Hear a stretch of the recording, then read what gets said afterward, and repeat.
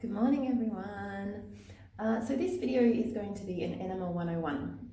Don't panic, clothes will stay on. I will not be demonstrating live how I actually do an enema, but I do get asked a lot of questions about exactly how to do an enema. So I thought I'd make a little video to talk you through it, given I'm about to do one and I have everything set up. So essentially what I do is I start by getting everything ready and then bringing it all into my bathroom. I'm obviously in my bathroom. So my setup looks like this. I have my yoga mat down here with a towel on top, and that makes me nice and comfy, and I have my pillow because I like to be comfortable. When I do an enema personally, I lie on my back and just stay on my back, but you can do them on all fours.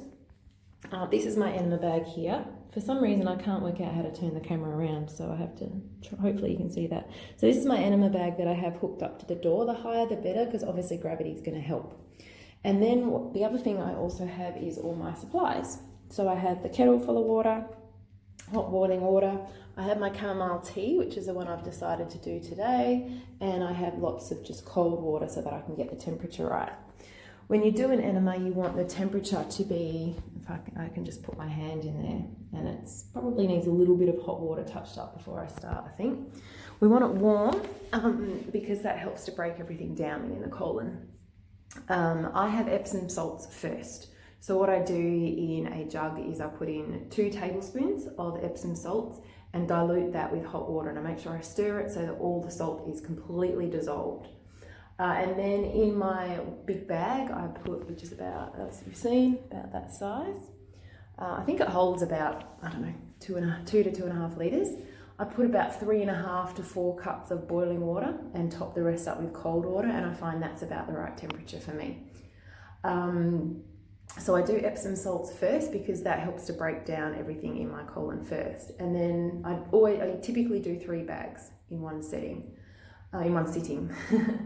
Not all at once. So I'll do the Epsom salts bag and I let it empty to about probably 3/4 into me, as much as I can take. And then I just relax and I lie on my side. I typically lie on my right hand side because the left hand side is the exit point, and that puts pressure on the left hand side. So I want to be able to keep it internally for as long as I can, because that again helps to break everything down in my colon, which is obviously the whole point. So I lie on my right hand side while I have the water inside me, and I just read a book or I listen to a podcast or whatever. With the insertion factor, that tends to be the bit that gets people scared and worried. So this is the end of the tube, and I would literally put in about that far inside, up the bum hole, and that's about as much as you need. I always have a little shot glass with some coconut oil in it, and that is what I use as lube. And I put a little bit on my bum, I put a little bit on the tip of the enema kit, and I also use Digestive or digestion and peppermint oil, and I put a drop of each of those onto my stomach as well as a bit of coconut oil, and I rub my stomach while the water is going in to help the water flow. So I rub up my stomach, so around this way, the way that my colon, the way that the water goes in, to help the water move along. And then I'll also sort of massage along a little bit to try and help things break up. The first thing you need to do before you actually start though is, once you have your enema kit full, is empty all the air out. So just in the toilet or in the sink or whatever, make sure you empty all the air out so that water is coming through fully, because you don't want that air going inside you. And then, like I say, I lie on my back and I make sure I have my hand on the closer. So my thumb is always on that, so that if I feel like I need to close that, I can do that any time. I personally find the first probably 30 seconds or so is the hardest, as far as feeling like I need to stop and go to the toilet. So sometimes I'll just close the flow off. I don't pull it out, I just close the flow off, and then I just relax.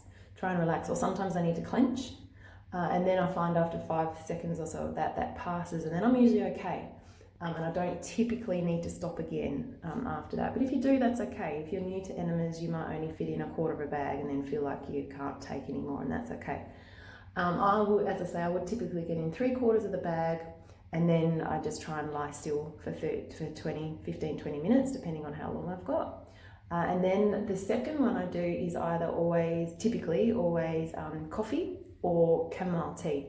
I like the chamomile tea because it makes me feel really relaxed. It's a really nice one.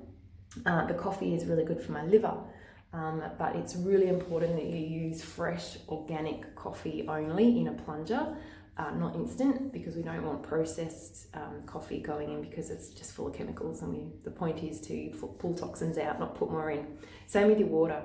Use filtered water if you can. If you have no option but to use tap water, then that's okay, but obviously the preference is no fluoride, no chlorine. We don't want more toxins going in. And then the third one I do is typically just plain water, which is why I have the kettle and plain water there so that I can get that temperature right. And the last one is just to flush any residue that still may be there. I use enemas when I'm sick, like if I've got a headache or I feel like I'm getting a cold or something, along with a whole lot of other protocols. But enema is always one I do if I start to feel sick or headachy or anything, and I typically try and do 3 bags until basically it's just water coming out rather than any debris or feces. And then yeah, that really helps with headaches and sick and everything. If I'm doing any sort of cleansing or fasting, so colon cleanse, water fast, juice fast, then I will do an enema every single day. Typically the 3 bags if I've got time, but 1 is better than none. And then as just a general maintenance, I would typically try to do one every fortnight if I can, but sometimes it's 3 weeks, once a month, depending on how busy I get. So yeah, that's what I do for enemas. What else can I tell you about enemas? That's probably everything. I think they're the main questions I get asked. Higher the better. Unfortunately, I have only had the door handle in here as the highest point that I can put it on. So that's what I need to use. But the higher the better, obviously, for gravity, but you also need the tube to be able to reach you as well. So it's kind of a balancing act there. And then cleaning. Cleaning it is super important as well, obviously. So once I'm done, I will soak it in hot water with a little bit of Thieves cleaning solution, or just, if you've got some non-toxic chemical-free soap, whatever it is that you would normally use to clean everything, and just a little bit of that, and I fill it up with hot water, and I put the end in as well, so that the end soaking. I give the end a really good wash with a cloth, and then I leave that to soak for a little bit, and then I hang it up really high so that the full tube is completely straight. I might take a photo of that and post that as well, so that the water can completely drip out and be completely clean. In sunshine as well, I put mine on my laundry door and the sun comes in there, which is good, so the sun will help kill off any extra bacteria. And with the tube part, so you don't need to replace the whole bag, but the tube part can be replaced by itself and keep the same bag, and that's really important because that's really hard to actually clean, the tube part inside, obviously, and it does get moldy. So every, 5 to 6 months or so, I replace the tube. We don't want the water that's going inside me running through mold, because I do not want mold inside me, so keep an eye out for that. That's why I like this particular bag, because it's clear, so I can see when that starts to happen and know that it's time to replace it. So there you go, that's essentially how I do enemas. I'm going to stop there because I'm actually going to do it now and nobody wants to see that. But if you have any more questions, if you have missed anything, then let me know. Amounts is always a question. So Epsom salts, as I said, 2 tablespoons per bag is what I personally do. You can do more, but I find for me, if I do any more, it's the enema that keeps on giving and I end up on the toilet all day. Coffee, same thing, around 2 tablespoons in a plunger.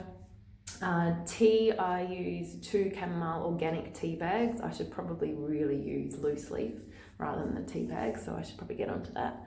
Other things, I've sometimes occasionally use essential oils. Lemon and frankincense are the only ones that I've ever used. I do know people use other ones, but that's not my area of expertise.